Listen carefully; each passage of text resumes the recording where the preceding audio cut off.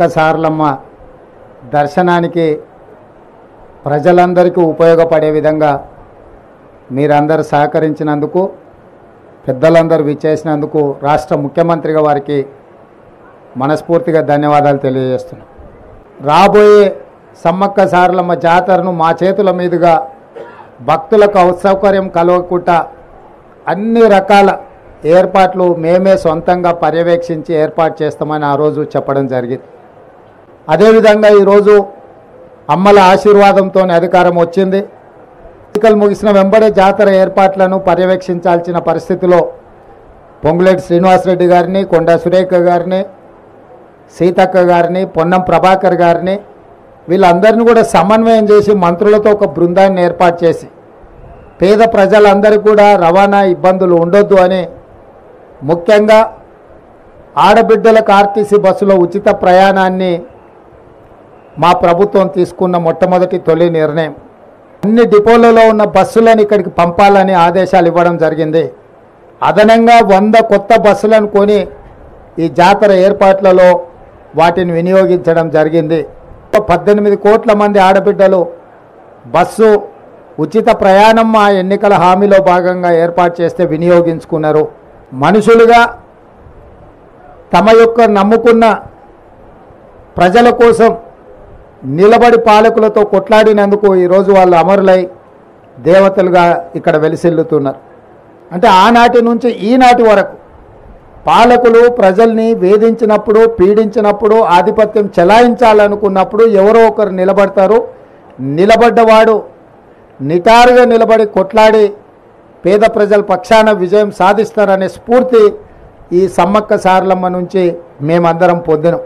పేదవాడు బాధపడుతుంటే సమ్మక్క సారలమ్మ ప్రత్యక్షమై శ్రీమంతులు బంగారం ఇస్తుంటే మేమేమి ఇయ్యలేకపోతున్నామని బాధపడుతున్న సందర్భంగా నీ ఇంట్లో ఉన్న ఒక బెల్లం ముక్క ఇచ్చినా అదే మాకు బంగారము అని వారి కళ్ళలో ఆ భక్తుడికి చెప్పడం వల్ల ఈడ మనము బెల్లంతోని ముడుపు చెల్లించుకునే సాంప్రదాయానికి తెరలేసింది. మా కొండా సురేఖ గారు ఒకవేళ భక్తులు ప్రత్యక్షంగా ఇక్కడికి రాకపోయినా ఆన్లైన్లో కూడా ఆ విధమైన వెసులుబాటు కల్పించే విధంగా మా ఎండోమెంట్స్ డిపార్ట్మెంట్ కూడా ఏర్పాట్లు చేసింది. ఇంకా ఎన్నికల్లో ఇచ్చిన 6 గ్యారెంటీలలో మరో 2 గ్యారెంటీలను 27 తారీఖు నాడు సాయంత్రము ప్రారంభించబోతున్నాము. ప్రధానంగా 500 రూపాయలకే సిలిండర్ ఇచ్చే మహిళలకు చేయూతనిచ్చే విధంగా ఈరోజు సిలిండర్ 500 రూపాయలకి ఇచ్చే కార్యక్రమం. రెండవ కార్యక్రమము పేదవాళ్లకు 200 యూనిట్ల వరకు తెల్ల రేషన్ కార్డు ఉన్న ప్రతి పేదవాడికి ఇంటికి ఉచితంగా విద్యుత్తునిచ్చే కార్యక్రమాన్ని ఫిబ్రవరి 27 తారీఖు నాడు సాయంత్రము ప్రారంభించబోతున్నాము. ఆ కార్యక్రమానికి శ్రీమతి ప్రియాంక గాంధీ గారు కూడా హాజరు కాబోతున్నారు. కుళ్ళుకుంటున్న వాళ్ళకి వినిపించే విధంగా ఎల్బీ స్టేడియంలోనే వేలాది మంది సమక్షంలో నియామక భర్తీల పత్రాలు వాళ్ళ చేతికి అందజేసినాం. ఎందుకంటే ఇచ్చినా కూడా ఇయ్యలేదని అబద్ధ ప్రచారాలతోని గోబెల్స్ కంటే కూడా వాళ్ళ బాబుల్లాగా తయారై మామ అల్లుళ్ళు, తండ్రి కొడుకులు మా ప్రభుత్వం మీద దాడి చేసే ప్రయత్నం చేస్తున్నారు. కాబట్టి ప్రజల కళ్ళెదురుగా నిరుద్యోగ యువకులకు ఉద్యోగ అవకాశాలు కల్పించినము. దోపిడీ, నిర్లక్ష్యము కళ్ళగట్టినట్టుగా మొన్ననే మీరు చూసిర్రు. మేడిగడ్డ కావచ్చు, అన్నారం కావచ్చు, సుందిల కావచ్చు, మొత్తం కాళేశ్వరం ప్రాజెక్టే మేడిపండులాగా తయారైందని మీ కళ్ళ ముందలో చూపించినాం. రాష్ట్రం అప్పుల పాలైంది. 7 లక్షల కోట్ల రూపాయల అప్పులు తీసుకొచ్చి రాష్ట్రాన్ని మొత్తం దివాలా వేయించండి. అదేవిధంగా విద్యుత్తు విషయంలో కూడా జరిగిన దోపిడీని, చేసిన తప్పులను ఉప ముఖ్యమంత్రి గారు బట్టి విక్రమార్క గారు కూడా ప్రజలందరికీ వివరించే ప్రయత్నం చేసింది. నేను ఎందుకు ఈ వివరాలన్నీ చెప్తున్నా అంటే 10 సంవత్సరాలలో 60 సంవత్సరాల ఉమ్మడి రాష్ట్రంలో సమైక్య పాలనలో కూడా జరగనంత అన్యాయము, దోపిడీ, నిర్లక్ష్యం ఈ 10 సంవత్సరాలలో చంద్రశేఖరరావు గారు పాల్పడ్డారు. ఆ వివరాలన్నిటిని ప్రజలకు మేము పూర్తిగా వివరించినాం. ఈ 10 సంవత్సరాలు ఆయన దోపిడీ చేస్తున్నప్పుడు పిల్లి కళ్ళు మూసుకొని పాలు తాగింది అన్నట్టుగా మోడీ గారు కూడా ఒక్కరోజు కూడా కేసీఆర్ని నిలువరించే ప్రయత్నం చేయలే. ఈరోజు బీజేపీ వాళ్ళు అంటున్నారు మాకు సిబిఐకి మేము తెలుస్తామని. 10 సంవత్సరాలు మీరే ఉన్నారు కదా, సిబిఐ మీదే, ఈడీ మీదే, ఇన్కమ్ ట్యాక్స్ మీదే. సింగిల్ కేసు అయినా కేసీఆర్ కుటుంబానికి వ్యతిరేకంగా మీరు ఎఫ్ఐఆర్ చేసిందా? ₹1 అవినీతి మీదైనా మీరేమన్నా విచారణ చేపట్టిందా? ప్రతిపక్షంలో మేము ఉన్నప్పుడు పదే పదే మీకే అధికారికంగా ఫిర్యాదులు చేసినాం, కోర్టు నుంచి కూడా ఆర్డర్లు తీసుకొచ్చిన నేను, కానీ ఏ రోజు కూడా విచారణ చేయలే. ఇవాళ మేము జ్యుడిషియల్ ఎంక్వైరీకి ఆర్డర్ ఇచ్చిన తర్వాత న్యాయాధిపతులతోని న్యాయస్థానాల ద్వారా కేసీఆర్ అవినీతి మీద విచారణ చేయడానికి మేము నిర్ణయం తీసుకున్నాక ఇప్పుడు మమ్మల్ని అడుగుతున్నారు సిబిఐకి ఏమని. ఏందే అని ఓ బీజేపీ ఆయనని అడిగినా అది మా చేతికి వస్తే మాకు కూడా ఇంత గిల్లుకోనికి అవకాశం ఉంటుంది కదా సార్, మీరు జ్యుడిషియల్ ఇస్తే మాకేం వస్తుందని. అంటే వాళ్ళ ఆలోచన ఎంతసేపు ఉన్నా కేసీఆర్ దోపిడీలో కొంత వాటా తీసుకోవాలన్న ఆలోచనే తప్ప దాన్ని చర్యలు తీసుకోవాలన్న ఆలోచన లేదు. అందుకే ఈరోజు కాంగ్రెస్ పార్టీ కంప్లీట్ జ్యుడిషియల్ ఎంక్వైరీకి ఇవ్వడానికి నిర్ణయం తీసుకున్నది. తొందరలోనే retired high court judge or supreme court జడ్జిల చేత జరగబోయే విచారణను టీఆర్ఎస్ ప్రభుత్వం ఎదుర్కోవాల్సిన పరిస్థితులు ఉన్నాయి. కాబట్టి ఈరోజు తెలంగాణ ప్రజలకు మేము ఒకటే మాట ఇవ్వదలుచుకున్నాం, ఎన్నికల్లో మీకు ఇచ్చిన ప్రతి హామీని అమలు చేసే బాధ్యత మాది.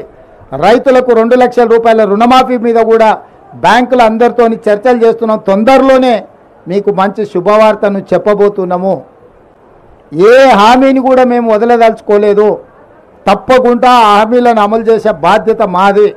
ఈరోజు మీరు అందరూ చూస్తారు, గతంలో ప్రతి పోస్టింగ్కు నగదు ఇస్తే తప్ప, నగదు బదిలీ చేస్తే తప్ప ప్రభుత్వ ఉద్యోగులకు పోస్టింగ్లు వచ్చేటివి కావు. ఇవాళ పారదర్శకంగా ఎవరైతే ప్రజలకు సేవలు అందిస్తారో వాళ్ళని గుర్తించి ఎక్కడ ఉన్నా కూడా సామాజిక న్యాయంతో పాటు అర్హులైన అధికారులకు అందరికీ పోస్టింగ్లు ఇచ్చినాం. ఇవాళ మీరు పోలీస్ డిపార్ట్మెంట్ కానీ, రెవెన్యూ డిపార్ట్మెంట్ కానీ, ఏ డిపార్ట్మెంట్ అయినా తీసుకోండి, ప్రభుత్వ ఉద్యోగులను అడగండి. కాంగ్రెస్ అధికారంలోకి వచ్చిన తర్వాత ప్రభుత్వ ఉద్యోగులకు న్యాయం జరిగిందా లేదా? గతంలో జీతం ఎప్పుడు వస్తుందో తెలియదు, నెల చివరి వరకు కూడా జీతాలు రాని పరిస్థితి ఉండే. మొదటి నెల 4వ తారీఖు నాటి జీతం ఇచ్చినాం, రెండో నెల 1వ తారీఖు నాడే జీతం ఇచ్చినాం. వాళ్ళే ఆశ్చర్యపోతున్నారు, మా జీతం 1వ తారీఖు నాడు మా ఖాతాలో పడ్డదంటే ప్రభుత్వ ఉద్యోగులు. అంటే పరిపాలనను దారిలో పెట్టే ప్రయత్నం చేస్తున్నాము. వాళ్ళం ఎట్లుందో మేము వచ్చే వరకు మీడియా మిత్రులు లోపలికే రాలే, గేట్ బయటలుండి చూసుడే తప్ప లోపలికి రాలే. ఇవాళ స్వేచ్ఛగా మమ్మల్ని కూడా పోనేలా, సీతక్క పోతే వాటిక పోలీసులు వాటిక అనేది ఈరోజు తెలంగాణ సమాజానికి కాంగ్రెస్ పార్టీ ఇచ్చింది. ఇక సంక్షేమం అభివృద్ధి కార్యక్రమాలు నిరంతరం తప్పకుండా వాటి అన్నిటిని కూడా కొనసాగిస్తాము. గ్యారెంటీలను అదేవిధంగా మేము చేస్తామన్న అభివృద్ధి కార్యక్రమాలను ముందుకు తీసుకెళ్తాము. మోసం జరిగింది మీడియా మిత్రులకు, మీ సమస్యలు కూడా తొందరలోనే ప్రెస్ అకాడమీ చైర్మన్ను తొందరలోనే నియమించబోతున్నాం. వారి ద్వారా మీ సమస్యలన్నిటిని కూడా వివిధ సంఘాలతోటి మీతో చర్చించి మీ సమస్యల్ని పరిష్కరించే బాధ్యత మా ప్రభుత్వం తీసుకుంటుంది. ఇంకా 100 రోజులు కూడా కాలేదు, మేము వచ్చి 10 సంవత్సరాలు ఓపిక పట్టినరు. తొందరలోనే మీ సమస్యల్ని పరిష్కరించే బాధ్యత మేము తీసుకుంటాం. ఈ ప్రభుత్వం మీది, దీన్ని కాపాడుకునే బాధ్యత కూడా మీదే. తేవడంతోనే మీ బాధ్యత తీరలే, కుట్రలను కుతంత్రాలను తిప్పికొట్టడానికి కూడా మీ సహకారం ఉండాలి. ఈరోజు వెనకంగా అక్కడంగా ఇక్కడంగా ఇద్దరు పొద్దుటిపూట ఒకటి మాట్లాడుతారు, చీకటి ఇంకోటి మాట్లాడుకుంటారు. వాళ్ళిద్దరి మధ్యలో ఉన్న సమన్వయం మీకు అర్థమయ్యే ఉంటుంది. 7 సీట్లు కేసీఆర్కు, 10 సీట్లు బీజేపీకి అని మాట్లాడుకొని ఏదైతే ఎన్నికలకు రాబోతుందో, రాబోయే పార్లమెంట్ ఎన్నికలలో వీళ్ళిద్దరి చీకటి ఒప్పందాన్ని కూడా తిప్పికొట్టే బాధ్యత మీడియా మిత్రుల మీద ఉన్నది.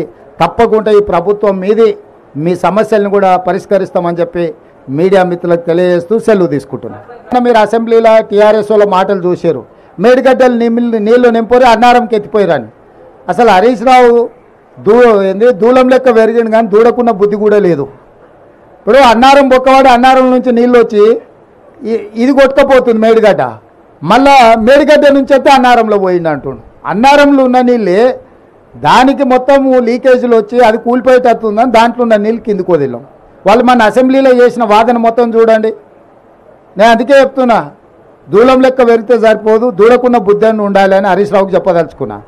హడావిడి చేయము, అపరం మేధావులం అని మేము చెప్పుకోము, 80,000 పుస్తకాలు చదివినామని అసలే చెప్పం. ఎందుకంటే ఎవరు చేయాల్సిన పని వాళ్ళే చేయాలి. మీకు తెలుసు కదా, దోపిక కదా నాకు గరక నాకు ఘాట్క అని.